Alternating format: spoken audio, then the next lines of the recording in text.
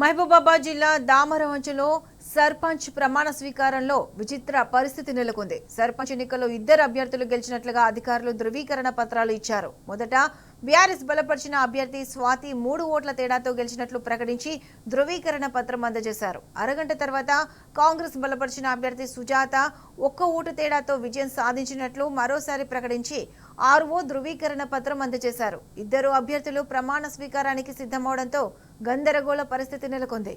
అభ్యర్థులు గ్రామస్తులకు సమాధానం చెప్పలేక అధికారులు తలలు పట్టుకున్నారు.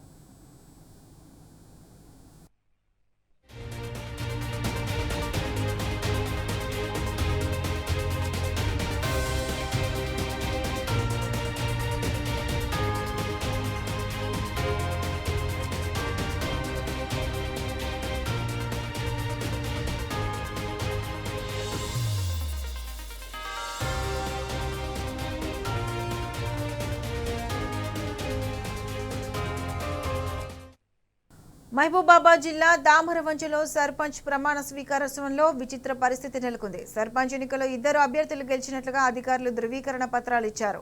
మొదట బీఆర్ఎస్ బలపరిచిన అభ్యర్థి స్వాతి 3 ఓట్ల తేడాతో గెలిచినట్లు ప్రకటించి ధృవీకరణ పత్రం అందజేశారు. అరగంట తర్వాత కాంగ్రెస్ బలపరిచిన అభ్యర్థి సుజాత 1 ఓటు తేడాతో విజయం సాధించినట్లు మరోసారి ప్రకటించి 6వ ధృవీకరణ పత్రం అందజేశారు. ఇద్దరు అభ్యర్థులు ప్రమాణ స్వీకారానికి సిద్ధమవడంతో గందరగోళ పరిస్థితి నెలకొంది. అభ్యర్థులు గ్రామస్తులకు సమాధానం చెప్పలేక అధికారులు తలలు పట్టుకుంటున్నారు.